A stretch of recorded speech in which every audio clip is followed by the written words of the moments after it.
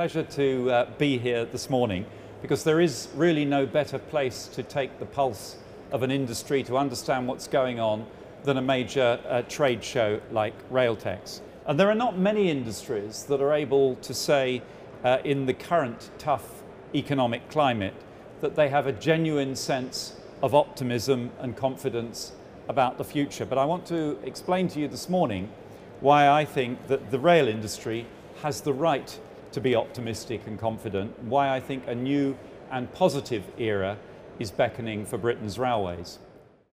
As the Thameslink and Crossrail projects reach completion, we recognise the need to move the focus of strategic rail investment away from London to building a state-of-the-art rail infrastructure that will support the wider UK economy. Those who oppose high-speed rail are articulate, often directly self-interested and very well organised. The potential beneficiaries of this massive infrastructure project are more diffuse and disparate. Many of them will not even have identified themselves as beneficiaries at this stage. The antis will have their say. The voice in favour of High Speed 2 also needs to be clearly heard. So I hope that all of you here will take part in the consultation and give your support to a project which has the potential to transform the way Britain works and competes in the 21st century and to send a clear signal that we are investing in Britain's future. Now I believe we stand at the crossroads, or perhaps I should say at the points. One route ahead of us leads to a truly sustainable railway where all the major players in the industry work together with a willingness to change and a commitment to the future. The other route option is a loop back to the past with unsustainable practices dependent on unaffordable public subsidy. As Sir Roy himself has warned, that latter route leads inevitably to a smaller railway and fewer services. We in the government have made our choice to invest in the sustainable railway of the future. Now we need the industry to back that choice with a real and lasting commitment to change. If we seize this opportunity and make it work together, we can look forward with confidence to what I believe will be the dawn of the next era in the long and proud history of Britain's railway. Well, we're here on the Bombardier stand, and I'm here with Colin Walton, who's the UK chairman of Bombardier Transportation. Colin, you've just made an announcement whilst you've been here at Railtex. Can you tell me about it? Yes, we had some very exciting news that we announced yesterday, that we were successful in the London Underground signalling contract, what we call the SSR, which is the largest signalling contract that Bombardier has taken worldwide. So we're extremely excited about that, and it's good to be working with LUL and TfL once again. How do you see the future of the industry, and particularly in terms of Bombardier? Well, I think this is an extremely exciting time for the industry. We've had the Sir Roy McNulty's report. We as Bombardier have taken that on board and are already working with our supply chain on some of the areas there. We're working with our customers very much in partnership. Last couple of weeks we've launched what we call the Carbon Cutter, a diesel train which we launched with East Midlands Trains. So really we think this is the right time, and of course the big questions on the environment as well. And on the environment, you know, with the carbon footprint, we're working very hard in that area, and all our new products will in some shape or form address that issue. So Railtex is obviously an important exhibition for you, and of course you're kind of wearing two hats here, aren't you? Because you're also chairman of the Derby and Derbyshire Rail Forum. That's right, and of course a lot of our members are represented here. A lot of the members that can't be here with an exhibition stand, we have our own stand as the Derby and Derbyshire Railway Forum, where they can come along, they can put their brochures out, and they can get access to some of these suppliers, you know, particularly the larger SMEs, and also direct access to customers. So that's a vital time, particularly when we're looking at things like high-speed rail that's coming on. You know, the market is a very fragile one at the moment. And you know, we do help that you know, we can get the opportunity to you know, once again have the UK as one of the leading areas for supplying railway equipment around the world. Well, I'm here on the Tata Steel stand with Mike Poulter, who's the marketing manager at Tata Steel Rail. So Mike, tell me, you have a sustainability theme on your stand here. Can you tell me a bit more about that?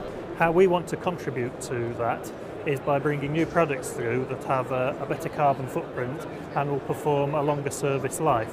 Can you give me an example of one of the products you described? Well, one that we're bringing through at the moment is a new coated rail, and in certain environments such as level crossings, when there's a lot of salt thrown on the roads to stop vehicles slipping in the frost, you can set up stray current corrosion conditions and have a rail life as short as a few months. We've got one of our coated rails on trial in an area where the previous rail had lasted less than 6 months, and it's now been in for 2 years and it still looks like new. Stephen, Railtex is a very well established show now. I mean, tell me a little bit about the background. Yes, we're delighted to be back here with what is the 10th Railtex exhibition in London, meaning that we've been organising the show for 20 years, and as you say, it's become very established in the railways calendar as the key exhibition trading event for the rail market. The first 2 days of the show have been phenomenal in terms of visitor attendance, so we're absolutely delighted with the quantity but also with the quality of people here. So Stephen, would you be able to share with us some of the feedback you've had from both exhibitors and visitors at the show? Well, talking to exhibitors, there's clearly a lot going on in the market, a lot to be thought about, and a lot of plans being made. Also, there's a lot of orders coming through. People are very pleased with the potential new orders, but also things going through right now at the event, which is good to hear. Well, I've been able to grab a few moments with Jeremy Canfield, who's the Director General of the Railway Industry Association. Jeremy, tell me, you've had a very busy few days, and this morning obviously we had the Secretary of State for Transport and his keynote. Would you be able to comment on that for me? Sure. I think the Secretary of State was saying in particular that the industry has a great opportunity in front of it now, but to take that opportunity, it's really important that the industry does a lot more to cut its costs, to reduce waste in the industry. And we would generally support that view.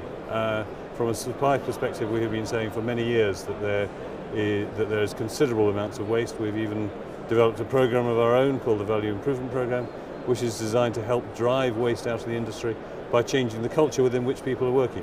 You also were party to a sort of walkabout by the Secretary of State today as he went around and visited a number of exhibitors. I mean, could you share with me the theme of those conversations? Sure. And without going into too much detail, I think the Secretary of State himself would say that he spends a lot of his time with Network Rail and quite a lot of his time with the train operating companies, but he doesn't see a huge amount of the supply industry. But we are a very large part of the industry as a whole, and it was very important that he came today and could see a bit. He was obviously, as he recognised himself, able to see only a fraction of what's going on here. But he made clear in his remarks, both to me and in what he said in his speech afterwards, what he had seen here about innovation, about forward thinking, about new ways in which the railway was likely to be operated in the future. He was clearly very impressed with what he was seeing coming from British industry. Of course, a lot of the firms here are international, but most of them have got bases in this country as well. Now, this year's Railtex is significantly larger than 2 years ago, which seems to send a message out to the industry. What is your view on that? Well, I think that's quite consistent with the Secretary of State's comment that now is a time of opportunity. There is clearly a lot of opportunity in this industry, and I think people are perhaps becoming more and more conscious of the benefits that they get from taking part in exhibitions of this nature. It is an extraordinarily efficient way of meeting a lot of people and companies in a very short time, which a series of meetings which would otherwise take months and months. And it's not just that, it's also that people in this setting communicate quite freely. There's a great buzz going around here, there's a lot of communication going on, and people who aren't here are simply out of that environment. And I suspect that companies are beginning to recognise that more fully and participate and leading to the growth in the show, which I very much welcome. We haven't got the entire supply industry here yet, but I'm hopeful that we will have even more in future.